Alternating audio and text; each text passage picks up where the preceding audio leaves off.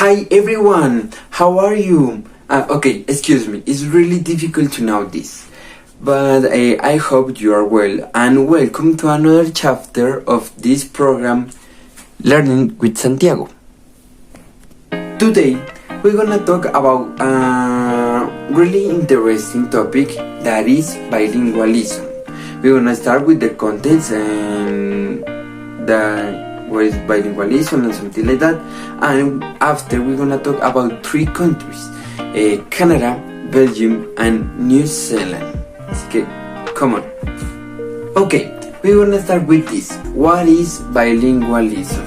Okay, bilingualism, when you talk about bilingualism, you refers to the ability that has a person or maybe a group of people to speak into language. Maybe you are a Colombian person and you speak in Spanish, but you are able to talk in English. For that reason, you are bilingual. But it's not only 2 languages; it's more 3, 4, 5. I don't know, whatever. And maybe in my case, I speak in Spanish, but I'm able to have a conversation in English with a foreign people. And that is the context of this. We're gonna start with the countries. The first, New Zealand. In New Zealand, when they are bilingual, and the principal indigenous culture is Maori. They has your language, the Maori, and different things. And for that reason, they are bilingual because they use the Maori and the English. The second country gonna be Canada. In Canada, they talk in English and the same in New Zealand, but the other language is French. Yes, but they had a problem with those language. And the last country is Belgium. In Belgium, is like the same thing to Canada, but in Belgium, they talk French in some parts and a specific language in other parts of Belgium. Those countries that has some problems that connect those countries.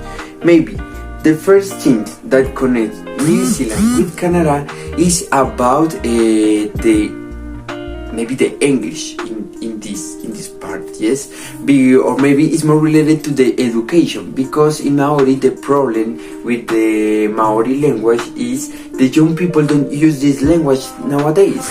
Yes, they use only the English, and that is the problem in New Zealand with the Maori language. The young people don't use this, only the old people.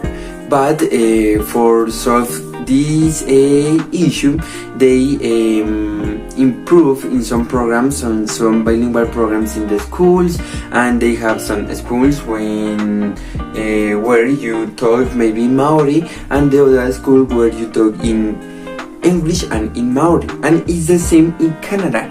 In Canada, in some countries, they had the schools where they practice the 2 languages, the French and the English, and it's the same in the street. Some of the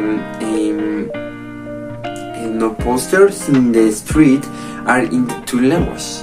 Maybe this is in French and the other part is in English. This connect those countries.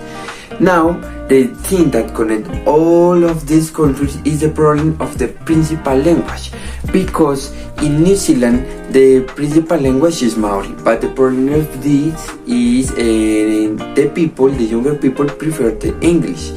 The Canadian is the same time. A lot of people prefer the English, but in that part, in Quebec, in Canada, they prefer the French. That is a problem. And in Belgium is the same. In Belgium they have the problem with the Dutch language and with the French, because in Belgium in some parts they talk in French. And this problematic connect only the Belgium and Canada, because in Canada they had a problem and they had to make some rules for practice the two languages in the country. Yes, maybe in Quebec they say, I know, I prefer the French language, but in the rest of the part of Canada, no, we prefer to talk in English, but we're going to learn about French. Yes, and for that reason they had really problems into the country. In Belgium was the same thing. They had some problems into the country because a lot of people prefer the French. Yes, because they talk Belgian French like this. But the rest of the people prefer the Dutch language. And thank you. This is all for today, and I hope you like the video.